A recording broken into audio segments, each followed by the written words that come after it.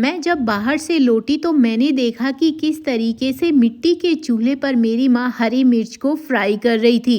फिर मुझसे रहा नहीं गया और मैंने मेरी माँ से पूछ ही लिया कि अरे माँ, ये आप क्या कर रही हो? इस तरीके से तो सारी की सारी हरी मिर्ची ख़राब हो जाएगी। लेकिन मेरी माँ ने बताया कि अरे बेटा, ये हरी मिर्ची बिल्कुल भी ख़राब नहीं होगी, बल्कि मैं तुम्हारे लिए एक बहुत ही ख़ास सी चीज़ बना रही हूँ। मैंने कहा भला इस तरीके से तो ये सारी चीज़ें ख़राब ही होगी ना, हरी मिर्ची को भला इस तरीके से तवे पर कौन डालता है?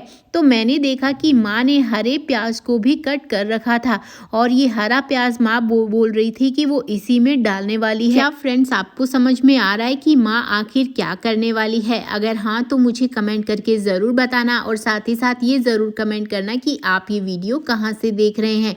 तो इस तरीके से माँ ने जो है वो हरी मिर्ची में ये हरे प्याज भी डाल दिए और एक कड़छी की मदद से इन सबको अच्छे से घुमाना भी शुरू कर दिया।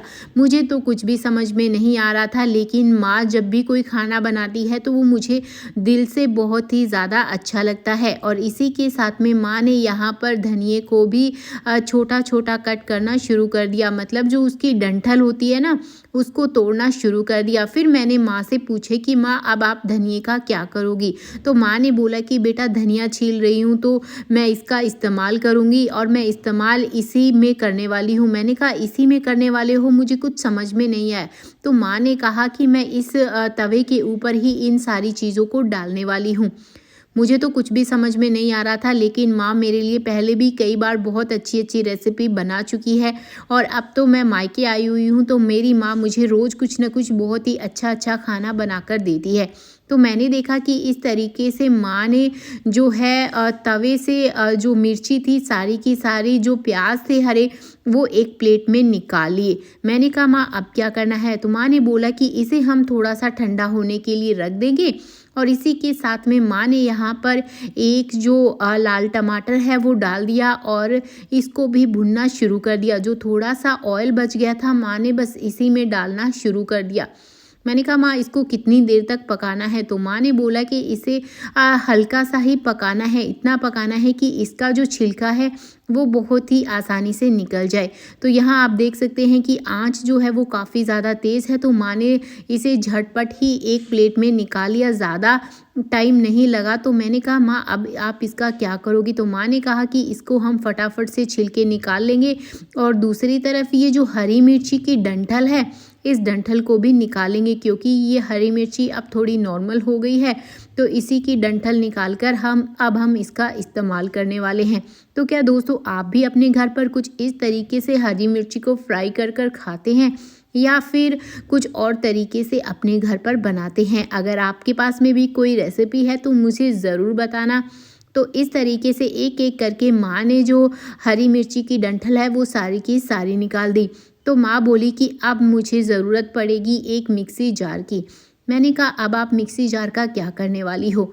तो माँ ने बताया कि इन सारे मिश्रण को मैं इसमें डाल दूँगी। तो मैंने कहा कि क्या अब इससे रेसिपी पूरी हो जाएगी?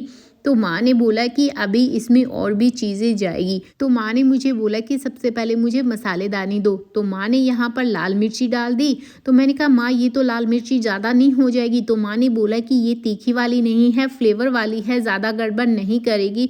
तो यहाँ पर थोड़ा सा जीरा और स्वादानुसार नमक भी डाल दिया। तो मैंने कहा अब क्या करना है? तो माँ ने बोला कि ये जो 2 टमाटर बच गए थे, बस इनके छिलके निकाल के मुझे डालने दो। इसके बाद में माँ ने मुझसे थोड़ी सी दही मांग ली। मैंने माँ को दही लाकर दे दी और माँ ने इस मिक्सी जार में इसको डाल दिया। मुझे लग रहा था कि पता नहीं क्या बनेगा, लेकिन मैंने देखा कि माँ ने यहाँ पर मेरे लिए बहुत ही स्वादिष्ट सी चटनी बनाकर दे दी है। दरअसल कई बार क्या होता है कि हमें खाना खाने का मन नहीं करता, सब्जी खाने का मन नहीं करता, तो इस चटनी को माँ अक्सर घर पर बनाती है। लेकिन आज मैंने इसकी पूरी रेसिपी देख ली और ये खाने में बहुत ही ज़्यादा टेस्टी लगती है। तो आप इसे चावल के साथ खा सकते हैं, पराठे के साथ खा सकते हैं, ये बहुत ही ज़्यादा यम्मी लगती है। तो दोस्तों, आज के इस वीडियो में इतना ही। मैं चलती हूँ। अगर आप लोगों को वीडियो पसंद आई तो ज़रूर शेयर कर देना और मेरे चैनल को ज़रूर फॉलो करना। Bye bye, take care.